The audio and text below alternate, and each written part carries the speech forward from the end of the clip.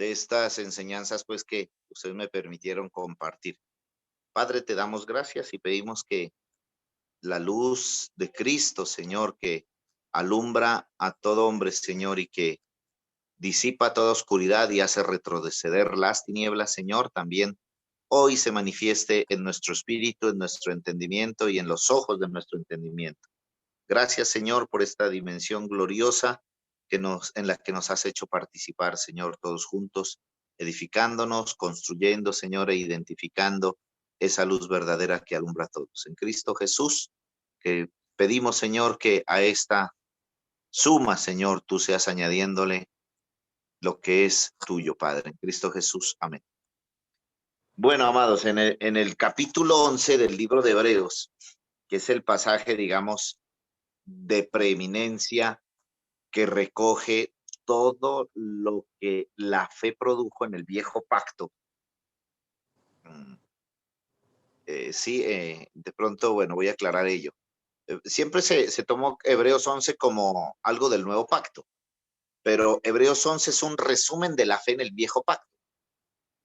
Por eso Cristo es el autor y consumador de la fe, entendiendo que todo lo que sucede durante el tránsito que Dios hizo en el viejo pacto con toda esta gente que nos menciona allí el libro de Hebreos, en la consumación de los tiempos y en la unión, en el perfeccionamiento y en la plenitud de Cristo manifestada, donde Dios el Padre reunió todas las cosas visibles, invisibles, lo de arriba, lo de abajo, lo de la izquierda, lo de la derecha, todo lo metió en Cristo, lo purificó, lo exaltó hasta lo sumo. Bueno, todo esto, Hebreos corresponde entonces a la identificación que el autor de Hebreos hace de cómo la fe se mantuvo y cómo la fe preservó no solo personas, sino familias, naciones, territorios, todo lo que vemos allí.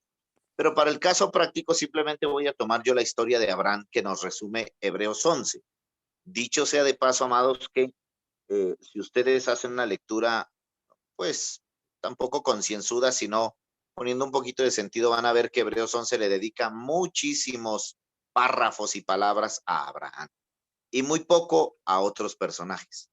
Así que desde el capítulo 8 es donde el autor del libro de los Hebreos empieza a identificar cómo la fe se manifestó en la vida de este hombre. Entonces dice, por la fe Abraham, por la fe Abraham. Ahí está claro que diríamos nosotros el componente humano, el componente del alma, el componente del diseño del hombre viejo, no queda anulado acá cuando dice por la fe Abraham, sino más bien se sobrepone.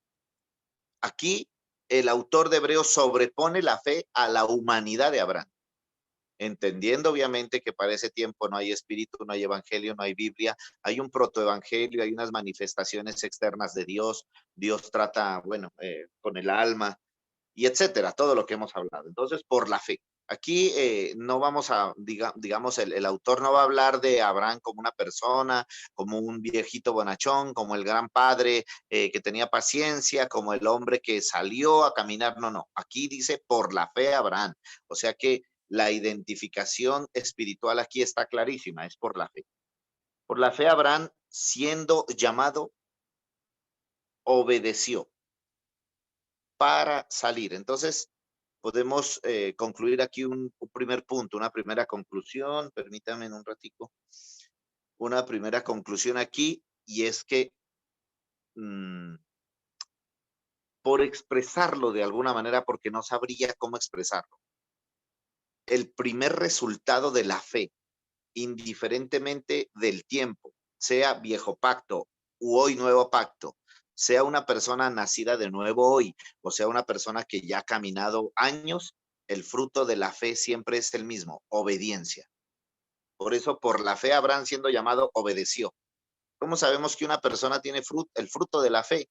Porque el fruto de la fe tiene una gloria. O cómo diríamos, ese componente del fruto del Espíritu que se llama fe. ¿Sí? Otra vez, ese componente del fruto del Espíritu que se llama fe, esa estructura que se llama fe, tiene un máximo de gloria. Como todo lo que la palabra de Dios trae a existencia a nuestro espíritu y a iluminación, tiene un máximo de gloria. El máximo nivel de gloria de la fe se llama obediencia. Por eso, por la fe, Abraham, dice aquí, siendo llamado, obedeció. Esa es una dinámica inequívoca, irrefutable en el nuevo pacto también. ¿Qué es la fe? Diríamos en términos prácticos, un resumen así, si alguien, defíname la fe, obediencia. Eso, digamos, así como le gusta a John Freddy, ¿no? Cortito, cortito en una píldora, un comprimido. ¿Qué es fe? Obediencia.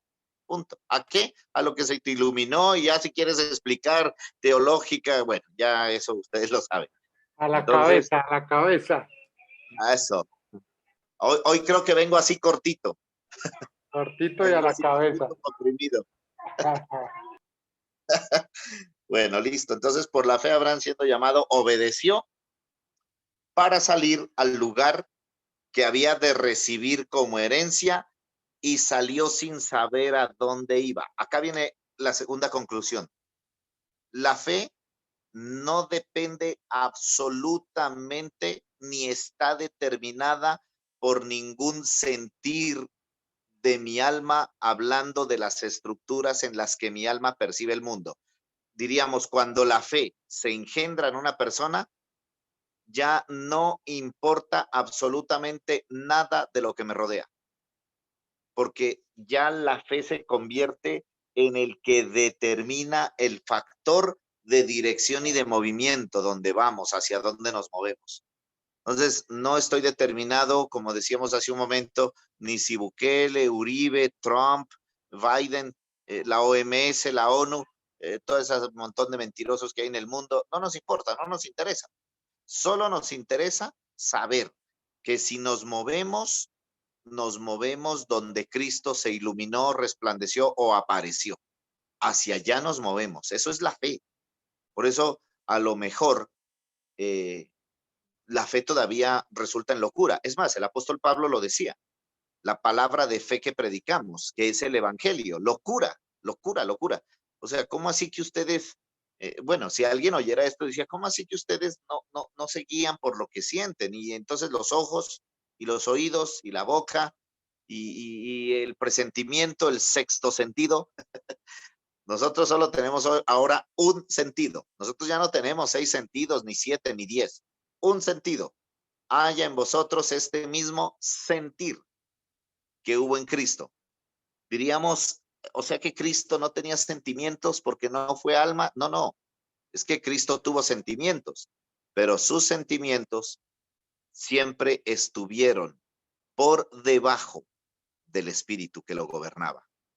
Por eso Cristo padeció, dice Hebreos. Cristo padeció, hablando de que padecer para Cristo en los días de su carne fue percibir el mundo con estos sentidos y no dejarse llevar de ellos.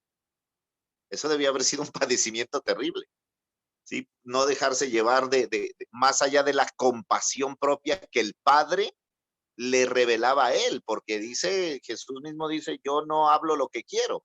Una de las tentaciones, creo yo, más grandes que sufrió Jesús o Cristo en los días de su carne fue querer hablar todo lo que quería, pero no podía, porque tenía que hablar lo que el Padre le decía que hablara, lo que oía acerca del Padre, y tenía que hacer lo que miraba del Padre. Entonces, aunque Jesús quería hacer todo, no podía hacer todo. Aunque quería, no podía, porque no estaba gobernado por el sentir de las estructuras de su alma, porque él fue evidentemente humano en todo. Por eso dice que fue tentado en todo. Ese fue tentado no está asociado con el pecado, fue tentado en todo, hablando de la percepción de los sentidos, de todas las estructuras del alma. Es que él es el postrer Adán. Él tenía que tener la misma estructura de sentir del primer Adán, si no era imposible que nos redimiera. Entonces fue tentado en todo, etcétera. Y aquí nos habla, obviamente, de Abraham en ese sentido también. Bueno, ¿cómo estoy de tiempo? Es que uno habla acá y, hermanos, a mí se me va el tiempo. Yo creo que mi reloj corre más rápido que el de ustedes, parece. Bueno, dice luego ahí que no sabía dónde iba y salió, de todas maneras. El 9 dice, por la fe, nuevamente, mire, por la fe. Entonces, por la fe que obedeció y salió sin determinar lo que su alma sentía, percibía, se imaginaba o no se imaginaba. Simplemente salió por fe y llegó a un lugar donde tenía que llegar. Eso dice el 9.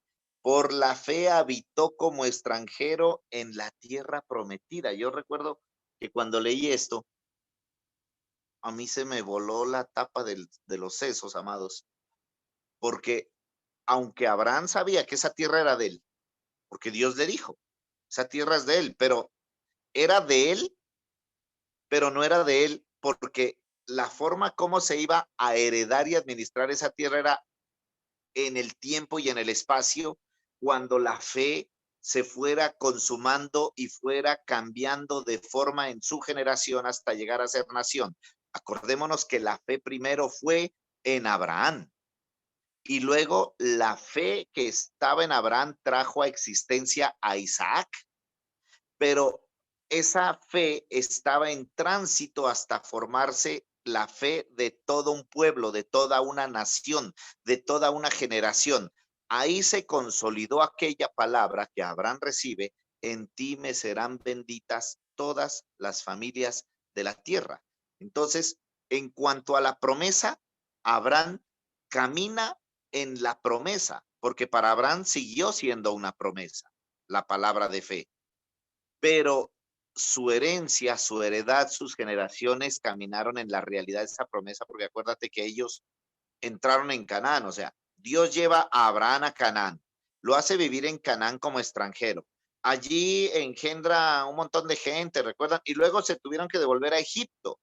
Bueno, esa es parte de otra historia que después les contaré, porque se devuelven a Egipto y están 450 años en Egipto, ahora ya no como personas, están en Egipto como toda una nación, como todo un pueblo.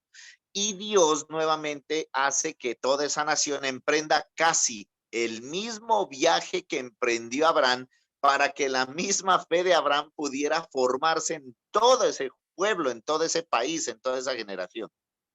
Entran entonces a Canaán, a la tierra prometida. Eso es lo que nos habla aquí hablando proféticamente.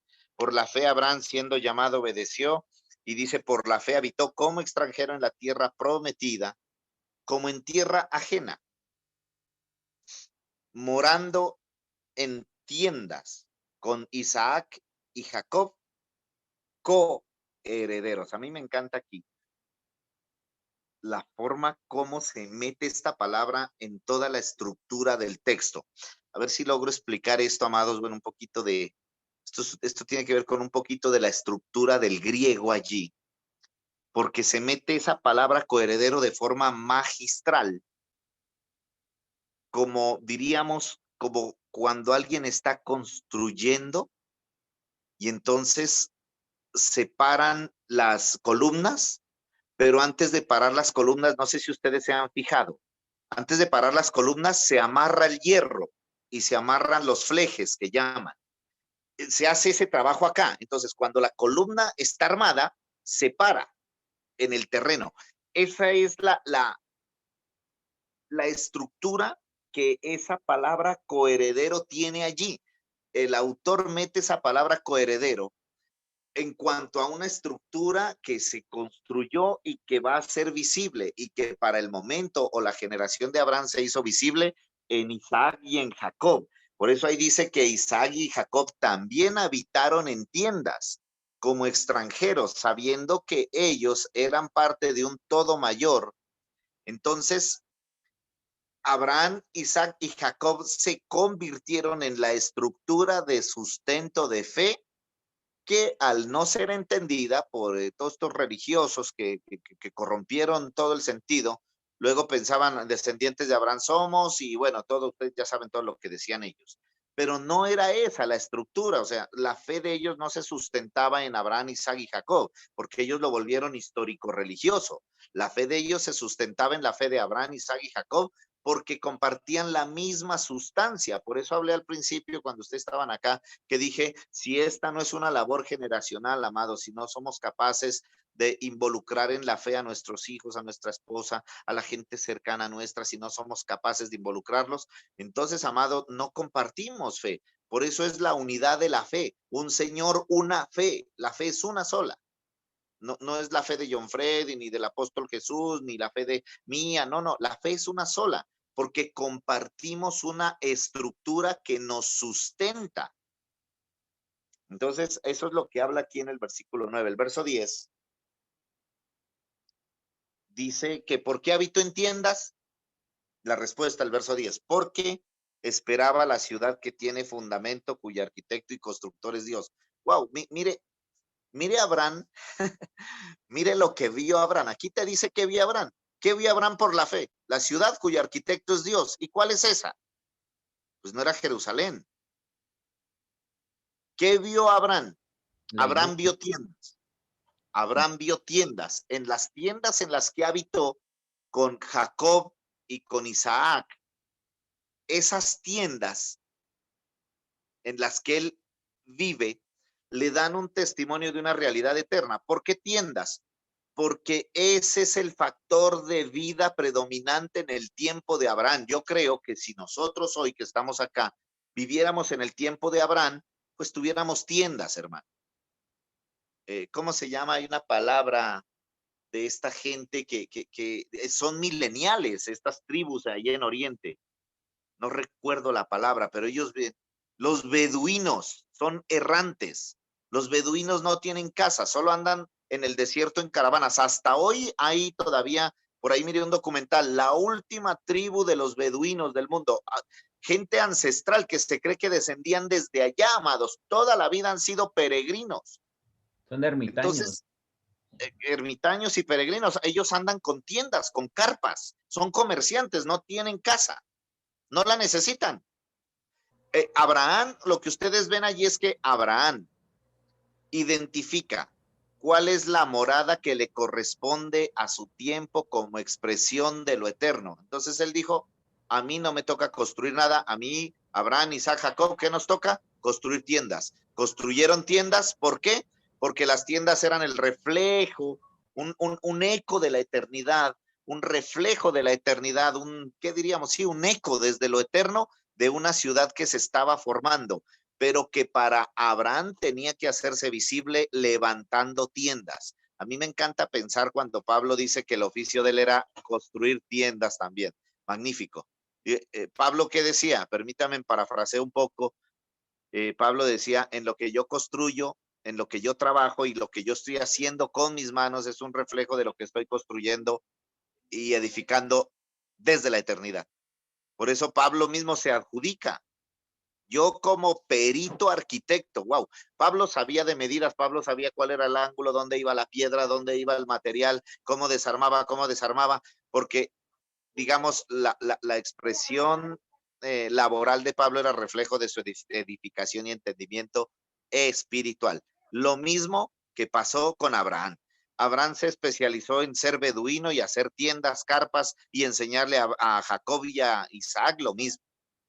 Porque dice, ¿por qué hacía eso? Aquí dice el verso 9, clarito, porque esperaba una ciudad, perdón, el 9, porque esperaba la ciudad que tiene fundamentos cuyo arquitecto y constructor es Dios. Si yo en lo que estoy haciendo generacionalmente, decía Abraham, estoy levantando hacia allá y trayendo a existencia en este modelo arcaico lo que Dios ya construyó en la eternidad, pues vamos a hacerlo. Lo mismo estamos haciendo acá, lo mismo estamos edificando acá y lo mismo cuando hablamos, ¿qué hacemos, amado?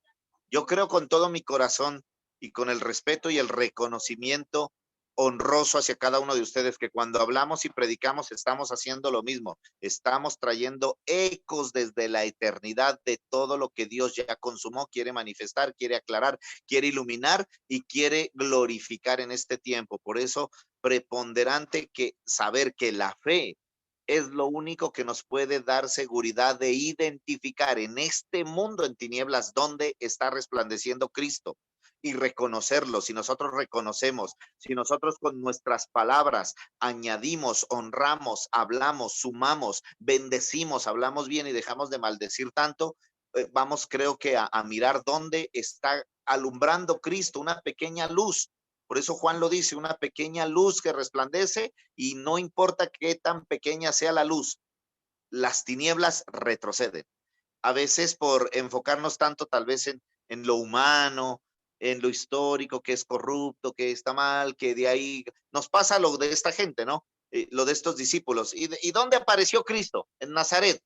¿Y de allá cuándo ha nacido algo bueno? ¿De la política cuándo ha salido algo? ¿De los bancos cuándo? ¿De la ONU cuándo? ¿De Estados Unidos, de Canadá? En Canadá esos, hasta la zoofilia ya aprobaron. Entonces, si dejáramos de maldecir tanto y ver menos el factor humano y pensamos más en la luz de Cristo, yo creo que vamos a poder como iglesia, amados, identificar dónde Cristo apareció y glorificar con nuestros labios y ser reiterativos. Y entonces en la reiteración, porque la luz de Cristo que aparece para iluminar las tinieblas, la única forma como esa luz resplandece y se acrecenta es si la iglesia, que tiene la misma naturaleza, fundamento, sustancia y estructura de esa luz, aviva la luz. Hablamos, bendecimos. Por eso creo que es en Habacuc, ¿no? Donde dice: su gloria cubrió los cielos, la tierra se llenó de su alabanza, el resplandor era increíble. Isaías también dice: porque tinieblas cubrieron la tierra y oscuridad se vino sobre todas las naciones, y se cirnió la oscuridad sobre todas las naciones. Mas sobre ti aparecerá el sol de justicia, y sobre ti será vista su gloria. Entonces ahí está clarísimo esa sustancia que es la luz, y que en la fe nosotros reiteramos. Muy bien, voy muy rápido, me quedan unos minuticos, ¿no? ¿Alguna pregunta hasta ahí, amados? Hagamos una pausa académica de pronto para que alguien participe. Yo creo que vamos muy bien con respecto al tiempo. Tenemos todavía unos 30 minutos de lo que dispusimos.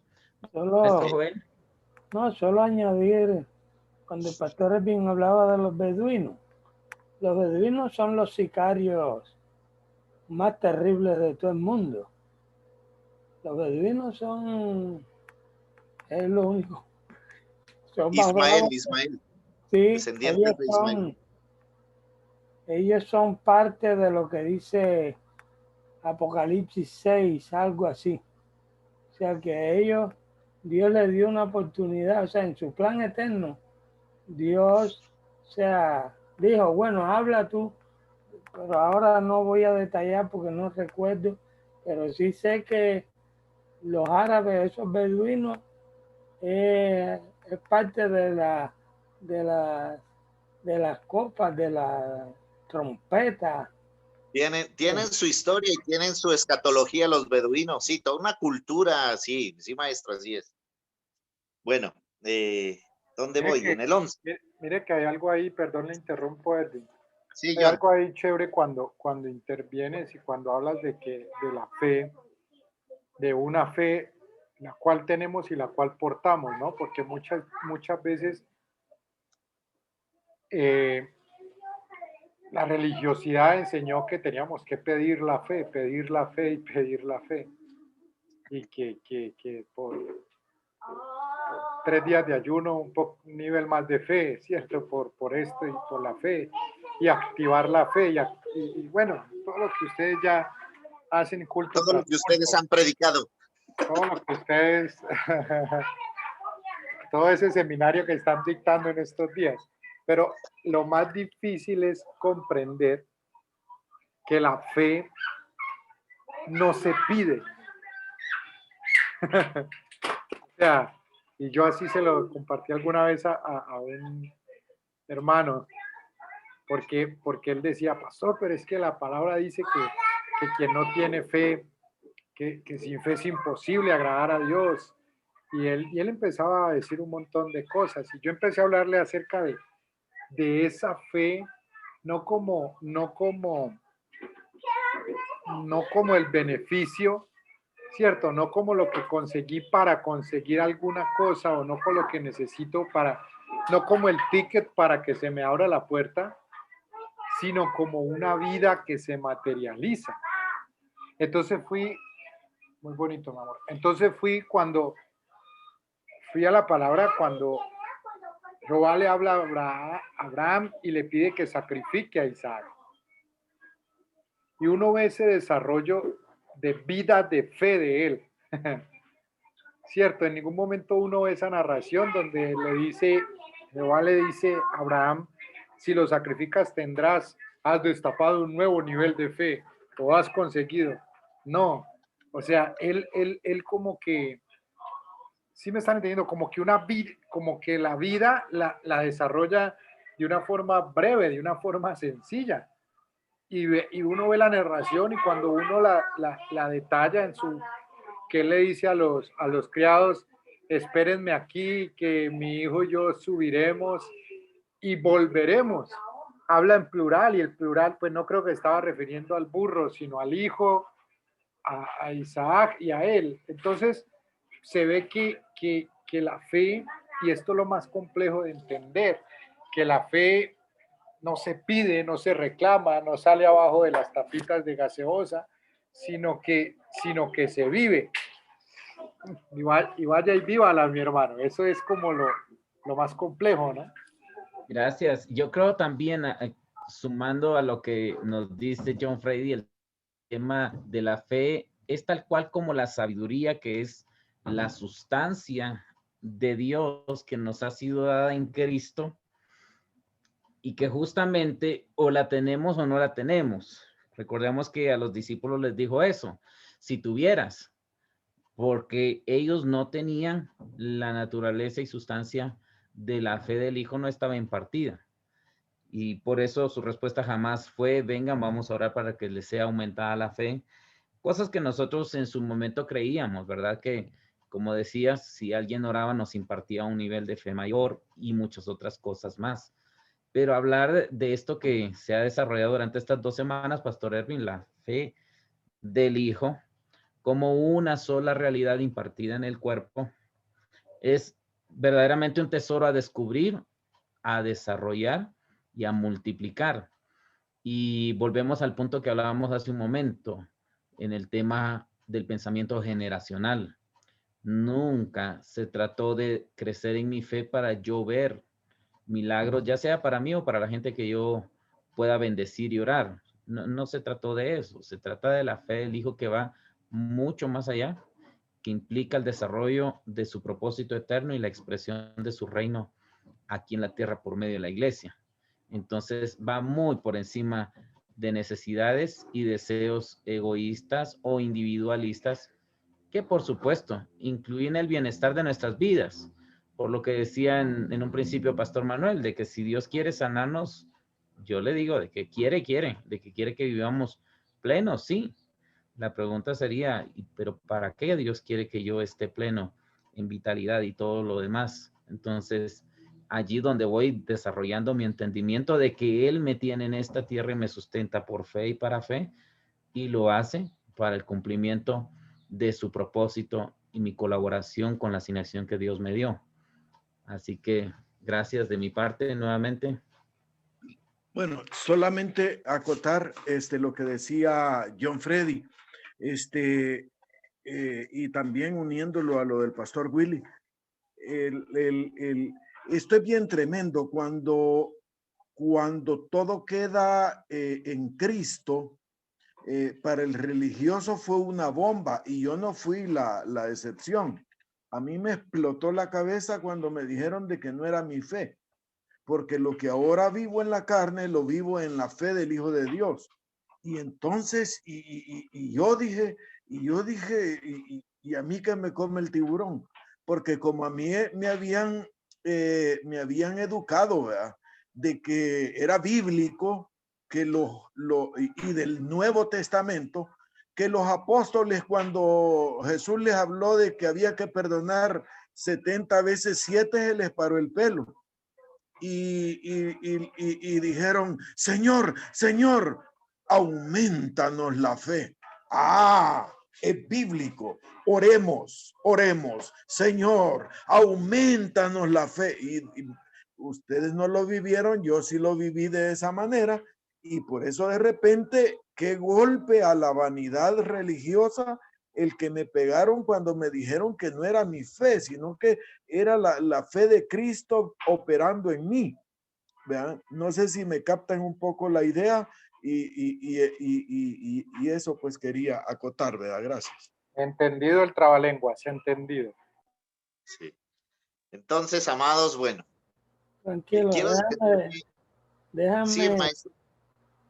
la fe está completa, la fe está consumada y solo es en cada hijo de Dios, desde que empieza hoy, o sea, desde que se le iluminó el entendimiento como nueva criatura, como portador de la naturaleza divina, es siempre seguir practicando lo que dice Juan en el versículo 2 en tercera de Juan.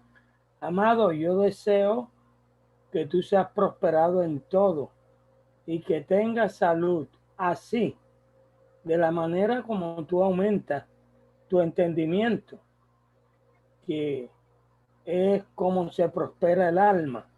O sea, cada persona como Isaac, después de su papá Abraham, él fue creciendo, su entendimiento fue siendo alumbrado, o sea, en la certeza, porque la fe ya está, es la sustancia. Uno va creciendo, la gente va creciendo en la iluminación de la certeza, de la convicción. O sea, se van rompiendo los paradigmas, se va iluminando la confianza.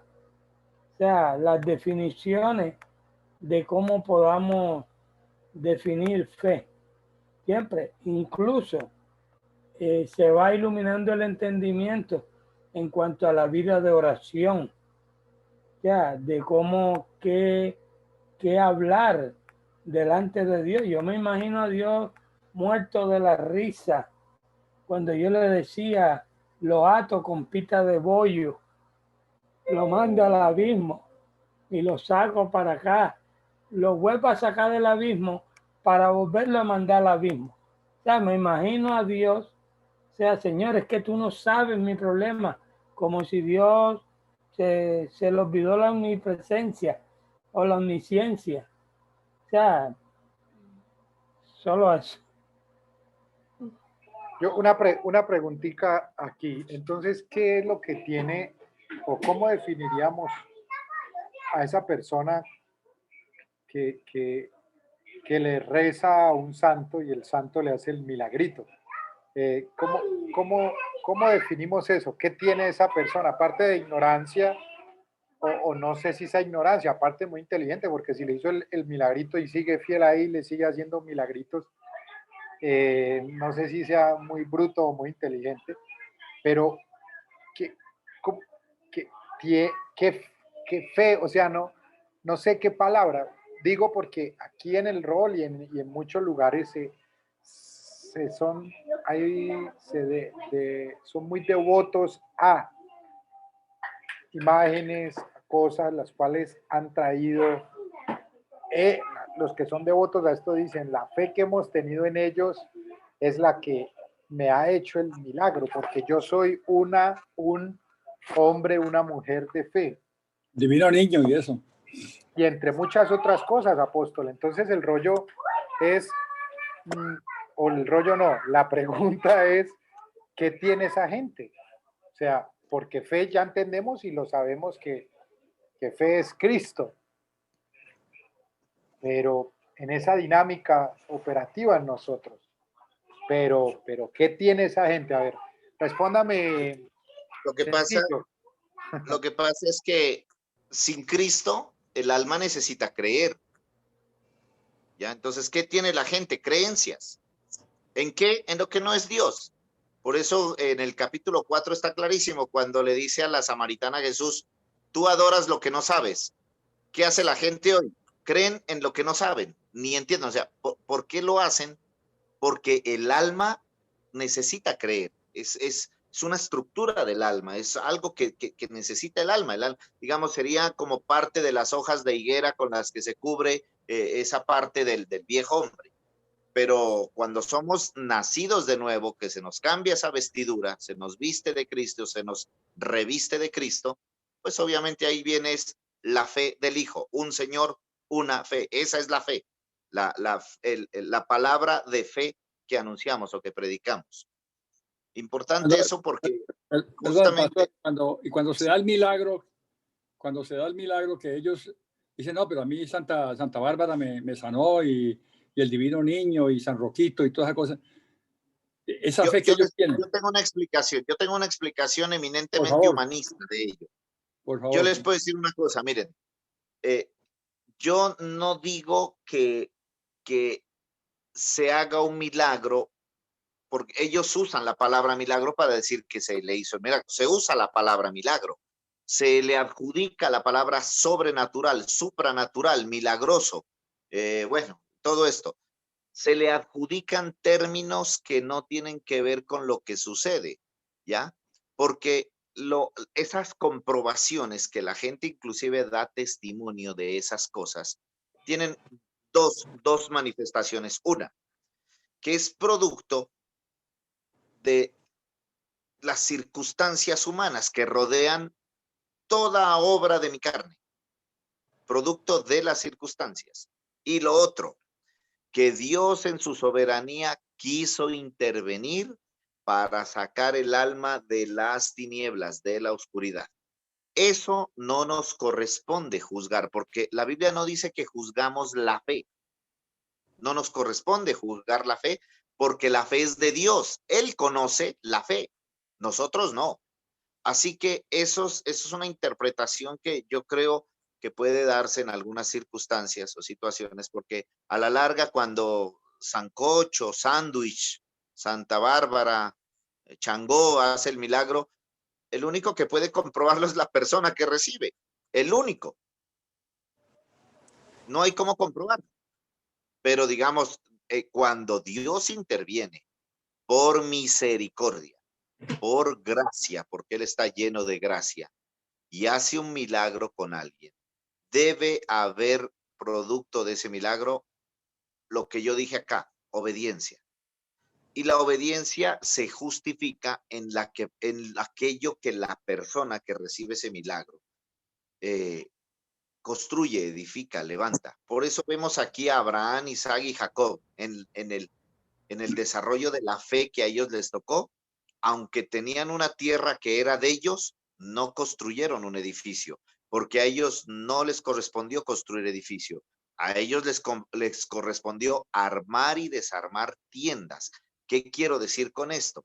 Que hay una parte inicial donde se forma la fe, en donde la gente construye y quita, levanta y quita. Eso es un tránsito normal, todos pasamos por ahí, amados. Que el altar, lo que dijo John Freddy, que tengo que ungir, únjame el juanete, écheme agüita, póngame las manos, pastor, deme la palabra de este día. Arman y desarman, eso es normal, eso creo que en el desarrollo de la formación hasta que lleguemos a la fe, eso es algo normal, es un tránsito. El problema es que la mala predicación, los incompetentes han perpetuado esa etapa. Eso sí ha sido mal, porque hay mucha gente que vive de eso. Es más, hay predicadores que viven de eso, de levantar estructuras y quitarlas, de ungimientos, de caídas, de levantadas, de todo un show. Por ahí en Enlace miré, o no sé si todavía existe ese programa, el show de la fe se llamaba, o se llama. Entonces convirtieron la fe en un show, cuando la fe no es show. La fe es una construcción hoy que está firme, que no se mueve, que no se conmueve. Por eso aquí dice que esperaba una ciudad, ya no esperaba, Abraham no esperaba carpa, porque Abraham dice, bueno, vamos a construir carpas, pero lo que Dios va a traer más adelante es un edificio. Por eso vemos que en el cumplimiento profético de la fe, cuando Jesús se transfiguró, uniendo el pasado, el presente y el futuro de Israel como testimonio a sus discípulos, ustedes ven que ahí apareció primero Abraham, el patriarca, el inicio, el pasado. Estaba Cristo presente, el presente allí, Dios con nosotros, el Emmanuel, pero estaba el futuro mediante lo que en ese momento ellos creían tipificado en Elías. Entonces Dios une allí, convergen el pasado, el presente, el futuro, pero los discípulos no están preparados para esa manifestación, hágame el favor, los discípulos no entienden, por eso ellos, ¿qué quieren hacer? Cuando tú no entiendes la fe, te pasa lo que le pasa a Pedro. ¿Qué le pasó a Pedro? Vamos a hacer chozas. vamos a hacer enramadas. No dijo así, vamos a construir una enramada aquí, vamos a hacer culto, vamos a hacer un altar porque aquí hubo una aparición. Eso es lo que pasa cuando la gente no entiende milagros. Se quedaron perpetuamente viviendo del milagro. Hace 50 años Dios los sanó, sí, maravilloso, pero ese era un tránsito, un trámite. La manifestación de un milagro no es para salvar a nadie, es un tránsito de algo que se va a construir y que se va a manifestar más adelante como un edificio, y un edificio no se mueve. Una choza usted la mueve, una carpa la arma y la desarma, la quita, se la lleva debajo del brazo, pero un edificio no lo mueve nadie. Ese es el desarrollo de la fe. Así que bueno, en el verso 11, 10, Perdona, 9 y 10 dice, ¿sí? Perdona, solo estaba pidiendo la palabra, maestro Joel. Ah, perdón, es que yo no veo acá. Por eso es que estás viviendo por fe. O sea, no es por vista. Está bien. No, solo siempre enfatizando que aunque la gente, o sea, hablando de la pregunta de John Freddy, o sea, cuando alguien recibe un milagro a través de, que dicen ellos, a través de un santo, de una imagen, por eso siempre el trabajo nuestro, parte de nuestra tarea es predicarle, o sea, que esté dispuesto, porque es un proceso de cómo uno lleva, o sea, cómo el Espíritu Santo, a través de la iluminación, arranca una mala creencia, o sea, llevarlos a la fe del Hijo. Es Cristo. Nunca hay fe fuera de Cristo. Esté la gente muerta espiritualmente, como la fe es una. O sea, los demonios creen y tiemblan, dice Santiago, pero ellos nunca reciben nada, porque la esencia de la fe es el amor. Y los demonios no aman. Y lo otro, antes que se me escape, ahí en el relato de Hebreos capítulo 11, que hablaba el pastor Elvin al principio, o sea, se narra, no hay ninguna persona del Nuevo Testamento. O sea, todos son del Antiguo Testamento, pero también, o sea, en todo el contexto, hasta el final del verso 40, porque sigue el pensamiento. O sea, el pensamiento viene de Hebreos 10, viene ahí escribiendo, coge todo el capítulo 11, pero él sigue. O sea, hablando de nosotros. Desde el 9, maestro. Desde el Él 9. viene hablando ahí, él viene hablando. Eso es parte del antiguo pacto, pero es parte también del nuevo pacto. O sea, en Cristo. Por eso es que él termina, no quiten los ojos de Jesús, el autor y consumador de la fe, el cual por el gozo puesto delante de él sufrió el oprobio y se sentó a la diestra. Y que en esa narrativa ahí no vemos ningún acto de fe en los 40 años en el desierto. Porque o sea, no se narra nada de maná, de eso, porque ahí nunca hubo fe. Ya lo que el pastor Elvin decía, la gloria máxima de la fe es la obediencia. O sea, ellos fueron víctimas, esa generación en el desierto fueron víctimas no de las circunstancias, sino de su incredulidad. El que cree obedece. El que no cree no obedece. Hay gente que pelea con las finanzas porque no cree. Hay gente que pelea por cosas porque no cree. Y la obediencia o la desobediencia no son más que una evidencia que es el fruto. El fruto es la parte visible de esa semilla que no se ve. Al fin y al cabo, el único que ve fe, como es invisible y es del mundo espiritual, es Dios. ¿Cómo yo sé que alguien está creyendo? Cuando obedece. Ya. Ya, yo no puedo verle la fe, a lo menos que el espíritu me abra, me corra el velo ahí y puedo ver en el corazón. Esta persona no tiene ni pizca. Solo vemos es por la obediencia. Gracias, maestro. Solo un detalle acá a sumar, y es que muchos, quizá también nosotros, anulamos la veracidad de la palabra por causa de las experiencias a las cuales le atribuimos fe. Entonces, por el ejemplo que decía Pastor John Freddy, yo le oré a tal santo, me funcionó, funciona, porque así es. Y lo hacemos doctrina, y lo hacemos una norma de vida y hasta fundamento. Funciona porque a mí nadie me lo dijo. Funciona porque yo lo experimenté. Y esa tradición en la que las generaciones viven de fundamentar su fe a la práctica, a lo pragmático, entonces es lo que tuercen muchas veces, y utilizamos hasta versículos bíblicos para argumentar y sostener algo que nació, como decía en su primera respuesta Pastor Erwin, ¿verdad? Esa alma que fue creada para funcionar así, para creer en algo. Y yo creo que a nosotros mismos, en términos generales, a todos los creyentes en el Señor, por ejemplo, un ateo nos cuestiona con las mismas palabras, nos puede cuestionar con los mismos razonamientos. Ah, bueno, pero usted cree en un Dios que no ve, usted dice oír a Dios, a un Dios que no oye, usted le atribuye milagro porque usted dice que es milagro. Puede tener ese argumento, ese raciocinio y esa construcción de ideas para cuestionar también la fe del Hijo que nosotros hoy entendemos que está creciendo en nosotros.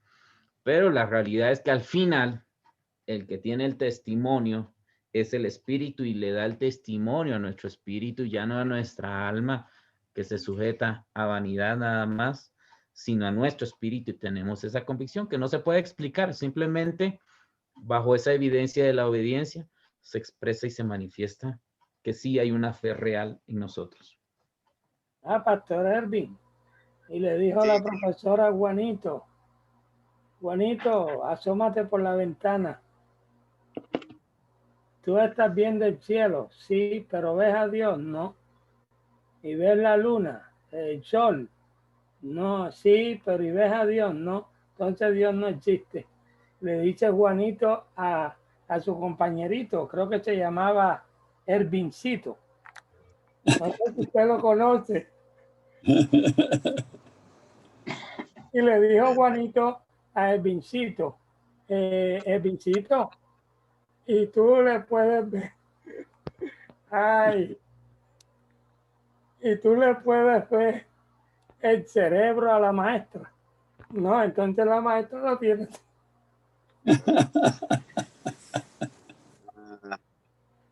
Es que, no, yo me he encontrado con ese tipo de personas así, de los que menciona Willy, y Dios me ha dado la sabiduría porque tampoco es que uno se previene frente a ellos, aunque en la carne me prevengo, porque hay unos que son muy chocantes en cuanto a lo que Willy dice del argumento, ¿no? El argumento humanista.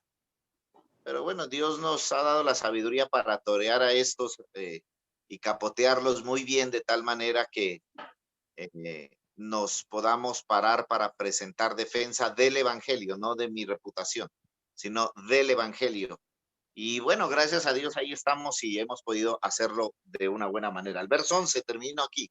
No, Pastor Erwin, antes que termine, por favor. Por lo Sí, menos yo he aprendido a capotearlo.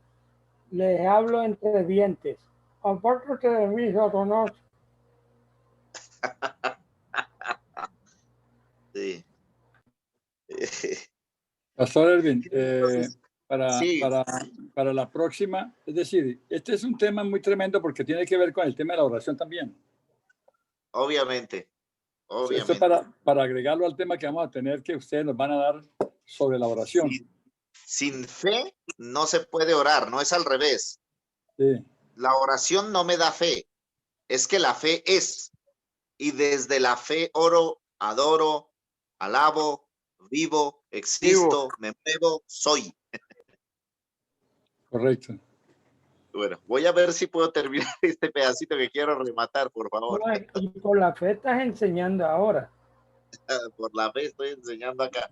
Versículo 11. Este versículo 11 está tremendo. Bueno, no quería avanzar hasta el 21, hasta el 20, que termina pues esa generación, Abraham, Isaac y Jacob, que son juntitos y todos vivieron lo mismo, la misma experiencia, todos tres. Bueno, pero ahí ya les queda de tarea, amados, para que ustedes vean ahí hasta el verso 20. El 11 dice así: por la fe también la misma Sara, siendo estéril, condición humana, podemos hablar todo lo que quiera acá, condición médica, clínica, diagnóstico, COVID, bueno, lo que usted quiera, condición humana, todo lo que haga parte de condición humana. Aquí habla de que Sara tenía una condición que la marcó, y la marcó humanamente, y marcó su destino, y tenía marcado ya su futuro, sin hijos, estéril. Pero aquí dice una cosa importantísima: por la fe recibió fuerza para concebir. Entonces, yo creo, amados, que la fe, más allá de todo argumento, inclusive de palabras que enseña el Espíritu, sí, por eso decía Pablo, nosotros hablamos y anunciamos es las palabras que enseña el Espíritu. No falsificamos la palabra. Oren por mí para que me sea dada palabra, decía. Oren para que yo dé a conocer con denuedo el misterio del Evangelio. Administramos sabiduría de Dios en misterio. Bueno, ya eso en la operatividad, en la administración de lo que nos ha correspondido en el nuevo pacto, pues esto que acabo de decir suena lindo. Pero Sara era estéril, amados. Sara no tenía un pastor donde ir, no tenía quien la unja, no tenía quien, no había culto de mujeres para ir a reunirse a decir es que yo tengo esta frustración de toda mi vida, soy estéril. No. Acá dice la Biblia que lo que produjo en Sara fuerza para concebir. Wow, tremendo, amados. Acordémonos que hablemos en términos clínicos médicos. Sara está seca, sus ovarios están secos, no hay óvulos en ella, no hay nada que pueda traer a la existencia. Dentro de Sara no hay el aparato reproductor rehabilitado para que pueda concebir, pero dice que por la fe también, si ustedes leen, dice también. O sea que para Abraham la fe resultó en una serie de decisiones, movimientos, viajes, conexiones con personas, actividades que hizo. Eso vemos en Abraham. Pero en Sara, la suma de toda la fe de Abraham. Y aquí quiero decir esto, amados. Vamos a poner a Cristo en Abraham y vamos a poner a Sara como iglesia. Mientras en la iglesia no se resuma como en un comprimido la fe, la iglesia seguirá siendo inhabilitada en su aparato reproductor para reproducir la fe. ¿Qué es lo que ves en Sara? Sara reprodujo la fe y trajo a existencia toda la sumatoria de lo que en Abraham era fe, que eran actividades, palabras, sacrificio, todo lo que él hacía, altares, todo lo que vemos, ofrendas. Sara dijo, en mí la fe se va a resumir. ¿En qué? Un hijo. La misma dinámica hoy creo que debe ser vigente en la iglesia. La iglesia durante años, la iglesia como cuerpo de Cristo amado fue saqueada, fue anulada, a la iglesia se le extirpó el aparato reproductor para que reproduzca la fe, la generación de fe, esa generación de los hijos. Por eso dice aquí, por la fe la misma Sara, siendo estéril, recibió fuerza para concebir y dio a luz aún fuera del tiempo. Por eso se maldijo la higuera, porque fuera de tiempo debía tener fruto, porque aquel consumador y autor de la fe estaba presente en el universo. El verbo se hizo carne. Cuando el verbo se hizo carne, el universo tenía que ponerse en movimiento, porque el Cristo glorioso eterno se paró en el mundo, vino a hacerse presente y todo empezó a reaccionar a su palabra. Cristo hablaba y el universo se ponía en movimiento. Es más, se puso en movimiento cuando nació. Todo el universo se puso en movimiento. Cuando vino a ver la higuera estaba estéril, no se puso en movimiento, la maldijo. Nunca jamás nadie coma de ti ningún fruto. Pero vemos en la otra parábola, recuerdan que un mayordomo cuidaba las plantas, pero el amo dijo, corta esa planta que está inutilizando la tierra, córtala. Y el mayordomo dijo, déjame un año más, que yo cabe sobre ella y la cuide rehabilitándole para que reproduzca. Y entonces el Señor dijo, haz así como tú has dicho, porque yo creo, amado, que la fe, más allá de que podamos predicar y que la gente escuche y aplaude y reciba, y bueno, todo el efecto que el hecho de impartir la palabra produce en la gente, hablo de emociones. Yo creo que la palabra, este evangelio y la fe tiene la capacidad de rehabilitar. Ahí es donde vienen los milagros verdaderos.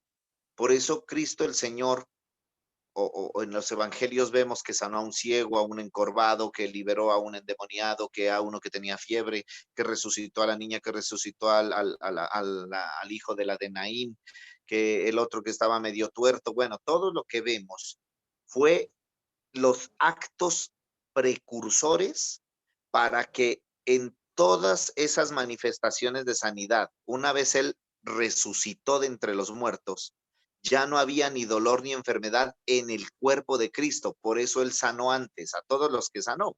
Es más, si él hubiera querido en ese tiempo, dice la Biblia, hizo Jesús muchos milagros, sanidades, las cuales pienso que si se escribieran no cabía en el mundo, no una hipérbole de Juan que habla de todo lo que Jesús hizo. Previamente, por eso, él sana a toda la gente como un testimonio de que el cuerpo de Cristo, que es la iglesia, ya había de ser regenerado, resucitado, rehabilitado en toda su operatividad. Por eso en el cuerpo de Cristo ya estamos sanos. Aunque alguien diga, pero tengo artritis. Pero eso es en tu cuerpo físico. Pero en el cuerpo espiritual estamos plenos y sanos. No hay COVID, no hay nada de eso. ¿Sí? Son cosas meramente del reino, del mundo de los hombres, porque somos carne, pero en la plenitud gloriosa de la fe del Hijo, el cuerpo está perfecto, el cuerpo está totalmente rehabilitado. Basta a nosotros identificarnos en qué parte del cuerpo estamos asignados para poder poner a trabajar esos miembros. Hasta ahí, hermanos, voy a dejar porque me voy de largo otra vez. Gracias. Gracias, Pastor Ervin. Me encanta las alusiones últimas también que haces. Creo que justamente por eso es que la demanda del reino es que la iglesia y cada uno de nosotros como miembros de esa iglesia vivamos bajo esta consigna. Nunca vivimos para que Dios cumpla mis deseos, como muchas veces se lo decimos a los cumpleañeros, y Dios conceda los deseos de tu corazón, sino en realidad fuimos constituidos para cumplir el anhelo y deseo de Dios. Cuando hacía referencia a la higuera, da risa que hasta cómo nos condicionan los títulos que luego le agregaron a los escritos bíblicos, ¿verdad? Porque encontraba que le pusieron ahí la maldición de la higuera estéril, ¿verdad? Entonces, en realidad, no es un asunto de que la higuera fuera estéril, pero es que el Señor dice que fue a ver, según el registro de Marcos, si tal vez hallaba en ella algo.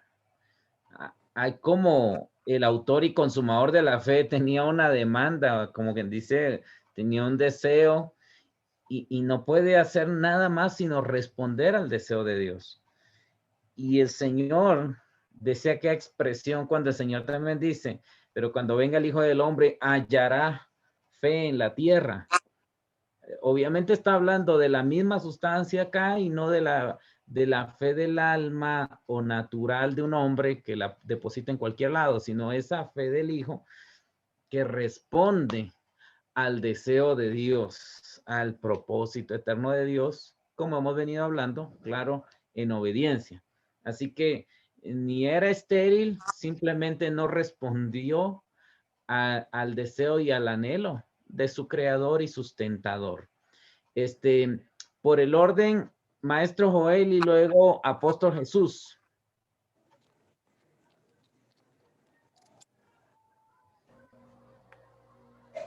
Sumándole un poquito ahí a lo de la higuera.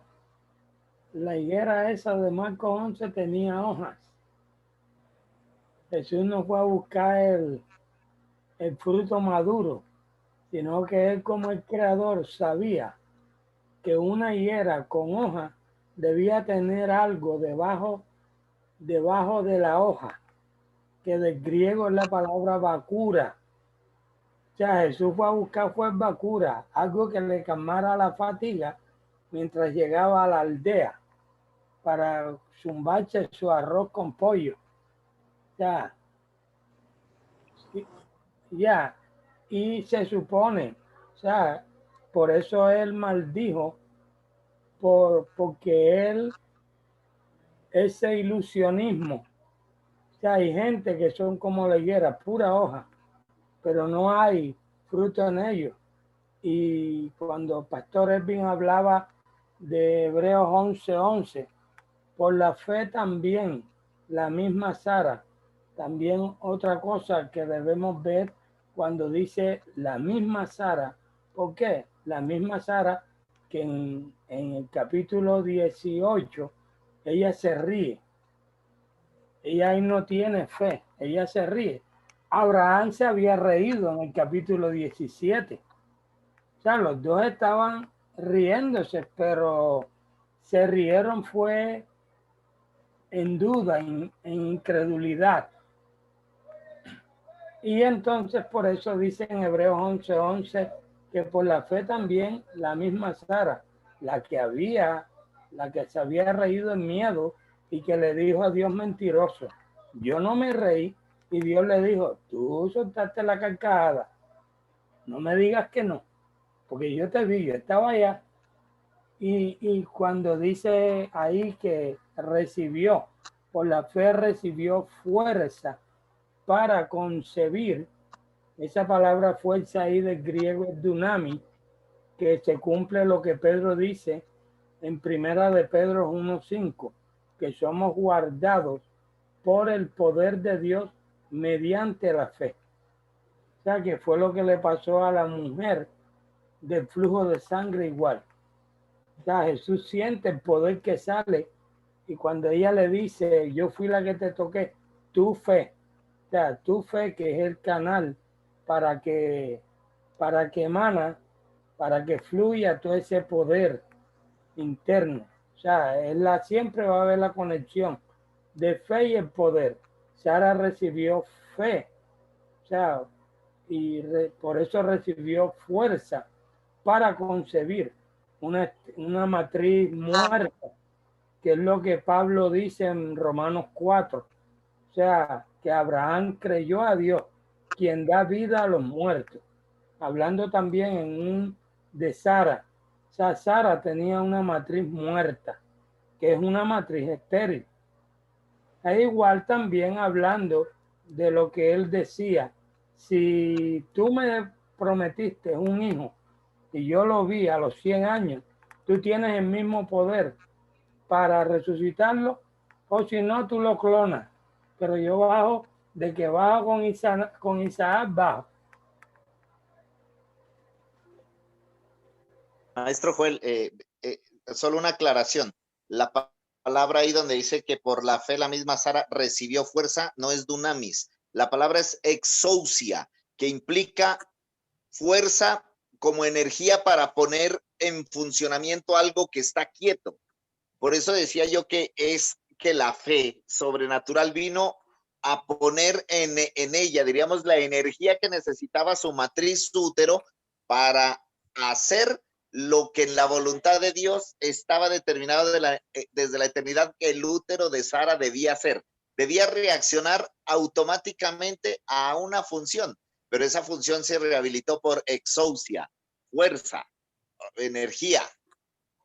No hay maravillosa esa aclaración, pero siempre vamos a ver esa exousia siempre va ligada con la energía y el dunami, que Pablo lo explica en la oración de Efesios capítulo 1. O sea, cuando él dice, según la operación del poder de su fuerza. O sea, siempre va va concatenado. Sara recibe la exousia, pero esa exousia dentro de ella se manifiesta como el dunamis para que pueda contener 9 meses a Isaac en su vientre. Y está la energía, la energía esa y el kratos. O sea que Pablo lo explica claro en la oración esa de Efesios 1, las diferentes, porque él está ilustrando es cómo operó el poder de Dios en la resurrección de Jesús. O sea, y solo está ilustrando. O sea, según la operación del poder de su fuerza. O sea, y usa en ese lenguaje todas esas palabras. Muchas gracias. Apóstol Jesús había también solicitado la palabra. Bueno, Pastor Erwin, esto, trayendo este versículo 11, digamos, al caso actual, el caso de las personas que están, ya por lo menos llevo dos de los que estuvieron conmigo desde que iniciamos la comunidad que murieron por el COVID, y hombres de Dios tremendos, de fe y todo. Usted decía ahorita que ya estamos sanos en el espíritu, en Cristo, en la parte espiritual, pero en el cuerpo no se debe reflejar eso. Claro, vamos a morir, lógicamente, no vamos a estar permanentemente en la tierra, porque entonces nunca moriríamos. Pero, ¿qué la explicación le puede dar uno al familiar? El familiar lo llama a uno, le dice qué explicación. Mi papá tenía esto, él estaba convencido, y cuando antes de morir dijo: yo estoy con Cristo y en Cristo voy y estoy sano en Cristo, pero se murió. Entonces, esa es la situación, ¿no es cierto? Qué tremendo para uno poder dar una explicación a un familiar. Y en este momento tengo 2 más enfermos y están en la misma situación preguntándome, y me tienen contra la pared en esa parte, ¿no? Ya. ¿Qué hace uno, pues? Ahí lo que se le dice es tranquilo, que eso es solo una vez. Sí. O también se le dice que tranquilo, que hierba mala nunca muere. Y ahí ya esas son palabras de fe. Ay, hombre. Bueno, yo quiero decir lo siguiente.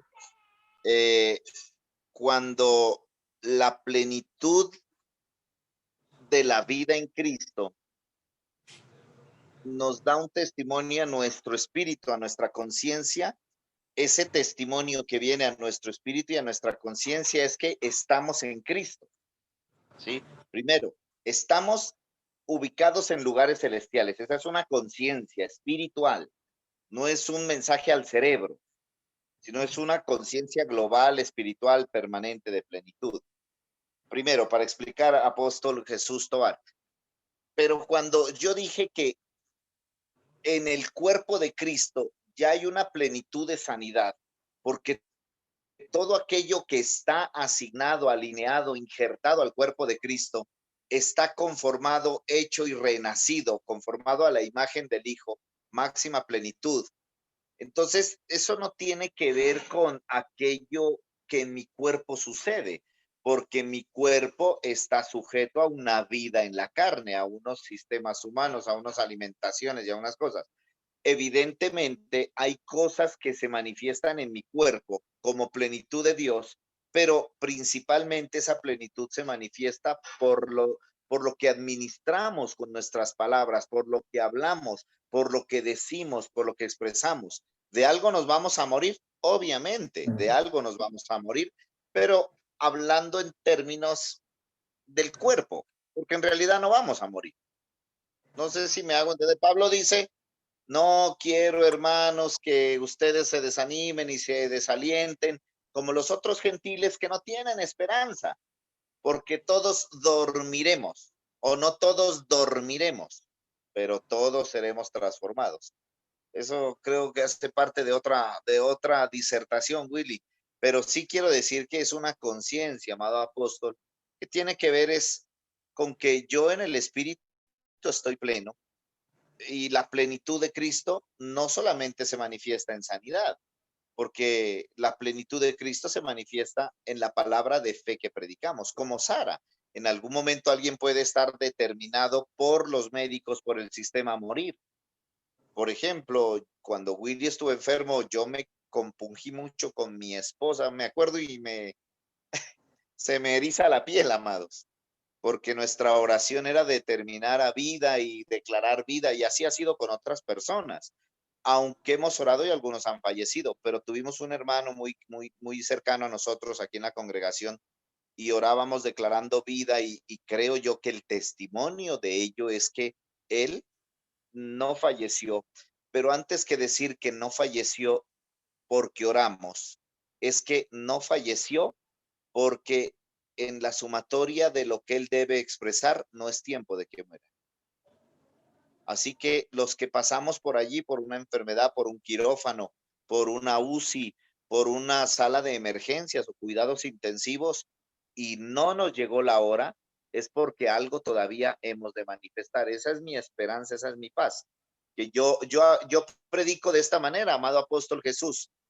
Mientras usted, que ya tiene una conciencia de Cristo y de propósito eterno y de verdad presente, no manifieste todo lo que está determinado a manifestar, yo soy inmortal. Hasta que yo no haga lo que tengo que hacer, yo soy inmortal.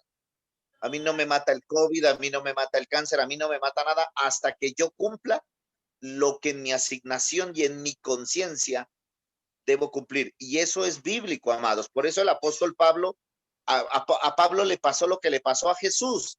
Pablo no dijo mi hora ha llegado. Pablo dijo estoy listo para ser sacrificado. Y yo creo, amados, que el Espíritu de Cristo que nos habita nos dará testimonio cuando llegue nuestra hora. Porque esa es la paz que tenemos. Si no, ¿para qué le servimos a Dios si la muerte nos sorprende? Yo creo que la muerte no nos va a sorprender. Yo tengo paz, confianza, que a nosotros la muerte no nos va a sorprender. No es como el ladrón en la noche. Para nosotros no. Para otros sí será como ladrón. Pero para nosotros que estamos en Cristo no. Porque estamos determinados a dormir en Cristo. Y uno sabe a qué hora se va a dormir.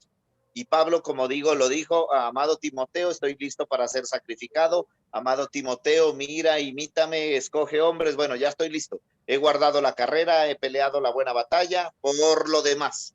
Así que esa es mi confianza y mi esperanza. ¿De algo nos moriremos? Sí, señor, de algo nos moriremos. Entonces, Pero el caso del ministro de Defensa, que estaba en los mejores hospitales, con todos los mejores médicos, con la máxima cuidado, con, mejor dicho, ¿cierto? ¿No? Y decía uno, bueno, es porque cuando Dios tiene determinadas las cosas suceden, sobre todo ellos que no tienen la conciencia que nosotros tenemos, ¿no?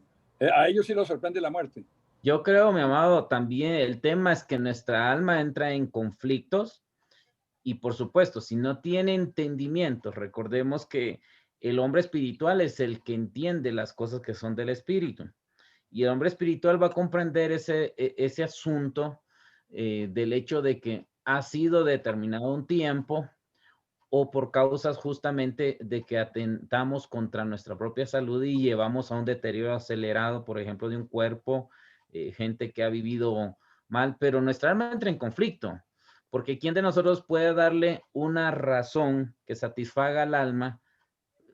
Traigo a colación ahorita, se me ocurre Myles Munroe, por ejemplo, un hombre de tanta riqueza espiritual y que nos edificó y nos ayudó en mucho, y de repente morir de manera trágica. Y cómo explicarle a la familia, por ejemplo, o a los líderes cercanos, o a quienes de alguna manera vivimos agradecidos y decir, pero ¿por qué? Porque nuestra alma entra en ese conflicto de decir, necesito la explicación. Tengo el video de Myles Munroe anunciando su muerte en medio de toda la iglesia. No sé si ustedes lo han visto. Yo tengo el video. El hombre está predicando y de repente sufre como una transformación en la forma como lo habla. Chao, amado. Hola. Yo alguien se despedía. Estoy saludando, perdóname. Estoy saludando aquí a las pequeñas. A las pequeñas. Entonces, son cosas, amados, de tal profundidad y de tal relación. Yo creo que el único que puede explicar eso es el que lo reciba en su momento, y al igual que Dios lo reciba en su momento, Dios le dará las palabras que debe decir también. Y nuestro espíritu está en paz, está en reposo. Eso es lo que al final de cuentas le da testimonio a nuestro espíritu de que nada se ha salido del control, por decirlo de una manera que no me gusta, pero para comprender del gobierno de Dios. Dentro de su eterno conocimiento, Dios ya sabía todo, cuándo, cómo iban a suceder las cosas. Nosotros en nuestra limitada mente, aunque es poderosa, porque esta mente es tan poderosa que crea esos milagros, ¿verdad? Era otra de las cosas que iba a comentar, ¿verdad? Nuestra mente los crea. A veces crea el mal, crea la enfermedad y crea el milagro y lo atribuye a quien debe. Entonces, aún siendo tan poderosa, no logra entender y no va a lograr nunca comprender los designios eternos. Entonces, pero allí sí tenemos paz en nuestro espíritu. En el caso de lo que pasamos en familia recientemente, ustedes supieron, la muerte de mi cuñado fue trágica y aún no tenemos un dictamen de los investigadores. No han dado todavía el dictamen cómo fue. Entonces, el alma se pregunta, ¿por qué no hizo Dios esto? ¿Por qué Dios no envió a lo otro? Un hijo de Dios, ¿por qué a esa edad? Y un montón de cosas entramos en ese conflicto. Pero nuestro espíritu está firmado, firme y le trae paz y reposo a nuestra alma. Le dice, no, Dios así lo ha permitido, es gracia suya. Bendecimos y agradecemos a Dios. Maestro Joel. No, y sumo a esto que una de las cosas que ha sido muy mal enseñada es el asunto de la muerte física. O sea, al cristiano, la religión, siempre, por lo menos hablo de mí, o sea, como soy cristiano, lo mío son 120 años como Moisés. O sea, pero cuando uno estudia todo Primera de Corintios 15, que Pablo habla de la resurrección, Pablo dice ahí, yo cada día muero, cada día muero.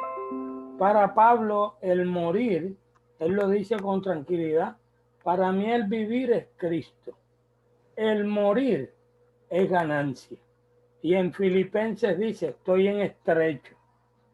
Quisiera partir con el Señor, que es muchísimo mejor, pero quedarme aquí en este cuerpo sería maravilloso porque puedo estar en el Zoom, porque puedo añadir una cosa que yo meditaba cuando ayer hablábamos y ahora el pastor Edwin recordó, o sea, cuando orábamos por el pastor William Enrique, una de las cosas que yo meditaba era donde él hubiese sido la hora y si hubiese ido para el tercer cielo, este Zoom no estuviera. O sea, yo les digo porque, o sea, como él siempre ha sido el moderador y siempre ha estado ahí en la vanguardia. O sea, les estoy hablando en esos primeros meses, hasta el día de hoy. O sea, noten, ya se agendaron para el 18 de enero. O sea, siempre y estamos, o sea, los que terminamos en el mes de diciembre, en los últimos 2 meses de 2020, como los que estamos aquí.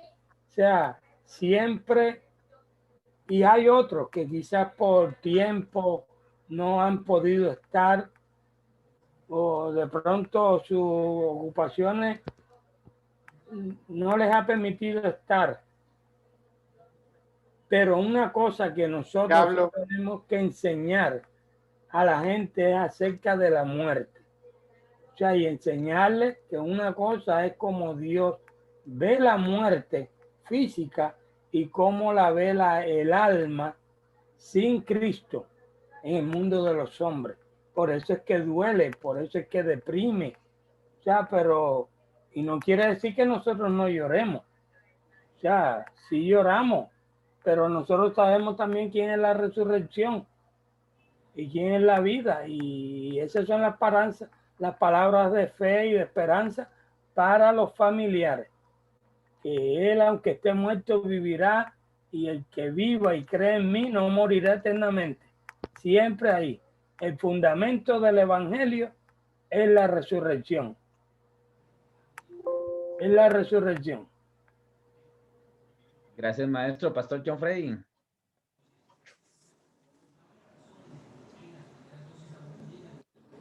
Ya estaba. El teléfono. No, ya estaba. Yo Freddy me quería cortar. No, estaba el profeta Cristian, que ya está aquí entrando a la ciudad y que estaba confundido con algo. Entonces ya. Ahora le está echando la culpa al profeta. El profeta Cristian, que ya estaba entrando aquí a mi casa. No, más que enseñarlo, es llevarlo a la perspectiva que nos está invitando Erwin hoy con relación a la fe vivida. Y vuelvo al punto de la primera intervención que yo dije.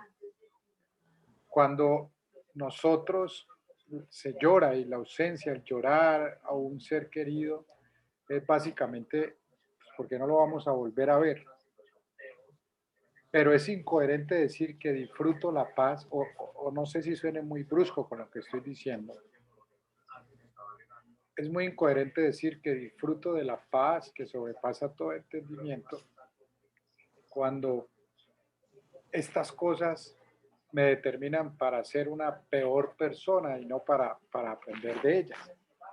Entonces, me refiero a personas que empiezan a que porque muere un familiar, un tío cercano, el papá, la mamá, empiezan a juzgar a Dios, a preguntarle por qué.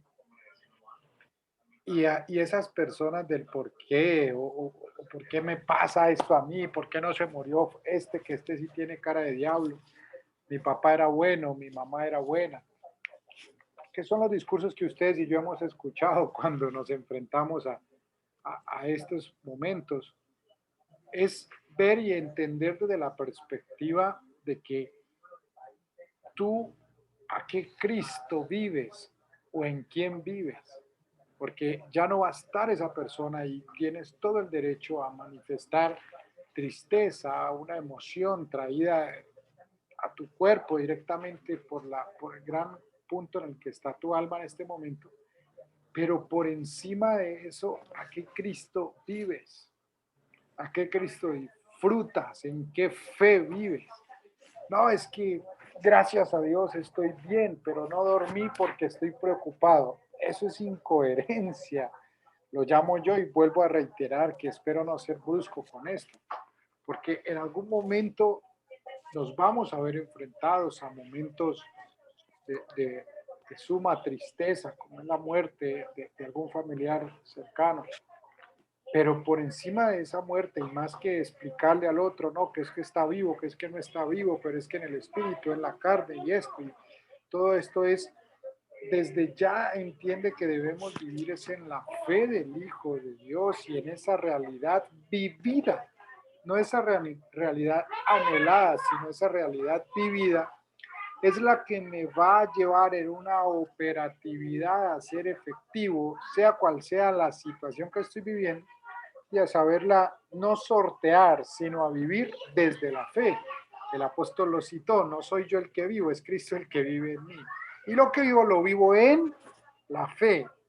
Entonces, cuando Él lo vive, cuando Él lo manifiesta de esta manera, lo está manifestando como que cualquiera que sea la situación, va a predominar ese espíritu, que no es mi espíritu, que no es mi exaltación del alma, sino es Cristo real en mí. Eso quería aportar, mis amados. Excelente, muchas gracias. Esta expresión de gloria, como nos decía el pastor Erwin, que nos lleva a esa obediencia donde manifiesta, expresa la fe del Hijo en nosotros, ¿verdad? Permíteme corregir algo. Corrige. O sea, porque de pronto John Freddy no quiso decir eso con ese sentido, hablando de la incoherencia. O sea, que en medio de la pérdida de un ser querido, nuestra alma está dolida y lloramos, y nuestro cuerpo, pero en el espíritu, la paz que sobrepasa todo entendimiento toma el gobierno, o sea, de nuestra alma que está dolida. Solo corregir es la palabra incoherencia, porque parece incoherente cuando Jesús le dice a ellos, ahí en el caso de la hija de Jairo, ¿ustedes por qué lloran? O sea, ¿ustedes por qué alborotan? La niña no está muerta, la niña duerme. Y ellos se comenzaron a burlar de él. Pero él sabía también que no era un lloro genuino, porque él está honrando la fe de Jairo. O sea, lo de la mujer del flujo de sangre fue un intervalo, pero Jesús va para la casa de Jairo. Y porque Jairo le dijo, yo creo que si tú le impones las manos a mi hija, ella está en la UCI, está agonizando. Si tú le impones las manos, mi hija vivirá. Y Jesús fue con Jairo. De hecho, cuando a Jairo le llega la mala noticia, ¿por qué molestas al maestro? No molestes más al maestro, tu hija ya está muerta. Y Jesús escucha la mala noticia, entre comillas, y le dice a Jairo, cree solamente. Cree solamente. Y noten que cuando entra a la casa, echa a todo mundo. Y solo entra a la alcoba la mamá, el papá, Pedro, Jacobo, Juan y él. Estos son los que necesitan, porque necesitaba gente para un ambiente, pero parece incoherente. Que él dijera, ¿ustedes por qué lloran? ¿Por qué alborotan? ¿Cuál es ese alboroto? Pero él también conocía los corazones. O sea, que no era un llanto genuino. No sé de cuánto era genuino, pero él sí los confronta y le dice a la niña, no está muerta, la niña lo que está es dormida, y después le dice Talita Kumi, niña, a ti te digo, levántate. Gracias, maestro. Bueno, mis amados, llegamos a la hora para que hagamos una planificación. Yo considero que estaría muy bien un par de semanas, 6 días, lunes, miércoles, viernes de estas próximas 2 semanas, definamos alguna temática y por supuesto responsables y encargados que puedan traer y presentar acá el desarrollo del tema. ¿Qué les parece? No sé si ya había algo antes o acá está, por ejemplo, la propuesta que al principio se habló acerca de la oración, el tema de la oración bajo el gobierno del nuevo pacto. Podría ser muy bien una temática a desarrollarse durante estas 2 semanas. ¿O alguien tiene alguna otra sugerencia?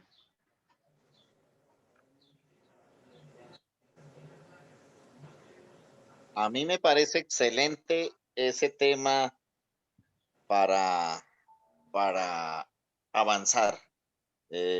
Bueno, ese tema tiene muchas aristas y muchas ramales.